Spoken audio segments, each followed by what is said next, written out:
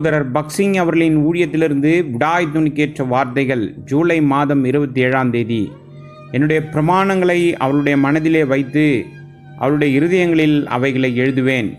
எபிரேயருக்கு நிருபம் 8 தேவனுடைய திட்டத்தில் தொடர்ந்து நாம் இருப்பதற்கு கர்த்தராகிய இயேசு கிறிஸ்துவின் தலைமை தத்துவத்தின் கீழ் மற்றும் ஆண்டருடைய ஆளுகையின் கீழ் நாம் இருக்க வேண்டும்.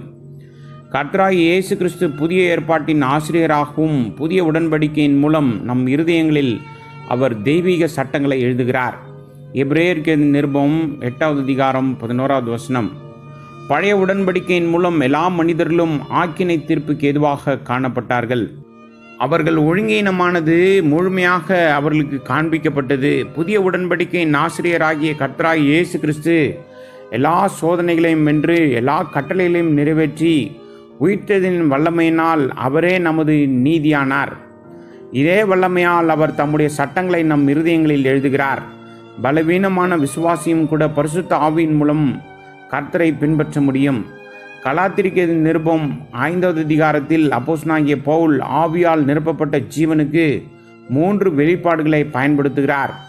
ஆவிக்கேற்றபடி நடந்து கொள்ளுங்கள் வசனம் 16, ஆவியினால் வழிநடத்தப்படுங்கள் வசனம் 18, ஆவியினாலே பிழைத்திருங்கள் வசனம் 25. நாம் நடக்கும்போது படிப்படியாக நடக்கின்றோம். குதித்து குதித்து நாம் நடக்க மாட்டோம். உன் வழிகளெல்லாம் அவரை நினைத்துக்கொள், அப்பொழுது அவர் உன் பாதைகளை செவைப்படுத்துவார். நீதிமொழிகளின் புஸ்தகம் 3 அதாவது ஒவ்வொரு அடியிலும் நாம் அவருடைய உதவியை நாட வேண்டும். சங்கீதத்தின் புஸ்தகம் 37 23 அவர் நமது அடிகளை நிலைநிறுத்துகிறார். பரிசுத்த ஆவியானவர் நம்மை ஆளுகை செய்து வழிநடத்துவார். இதனால் நாம் பரிசுத்த ஆவியினாலே ஜீவிக்க முடியும். கர்த்தராகிய இயேசு கிறிஸ்து நம்முடைய பிரதான பொறியாளராக பரலோக வாசஸ்தலத்தின் திட்டத்தை அறிந்திருக்கிறார். ஆனால் அவர் முழு திட்டத்தையும் ஒரே நேரத்தில் நமக்கு கொடுக்க மாட்டார். தினமும் நாம் அவரிடமிருந்து ஆலோசனை பெற்று வழிநடத்தப்பட வேண்டும். இது தினசரி பயிற்சியாக நமக்கு காணப்பட வேண்டும். ஆனால் பல நேரங்களில் நாம் நமது அன்றாட பணிகளுக்கும் ஊழியத்திற்கும் தேவனுடைய உதவி, ஞானம் மற்றும் வழிகாட்டுதலை நாட தவறிவிடுகிறோம். நாம் தேவனுடைய பரிபூர்ண திட்டத்தின் கீழ் இருக்கும்போது நாம் தேவனோடு உண்மையான சமாதானத்தை அனுபவிக்க முடியும். இதனால்தான் சாலமோனின் நாட்களில் ஆலயம் கட்டப்பட்ட போது சுத்தி, கோடாலி போன்ற எந்த ஆயுதமும் பயன்படுத்தப்படவில்லை.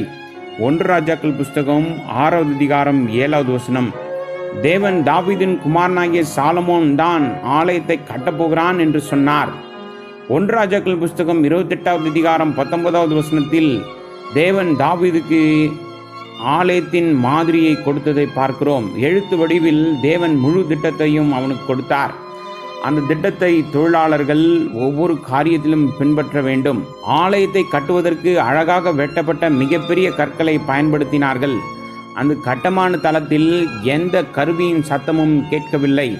கற்கள் ஏற்கனவே ஏற்ற அளவுக்கு வெட்டப்பட்டு அழகாக வடிவமைக்கப்பட்டு காணப்பட்டது.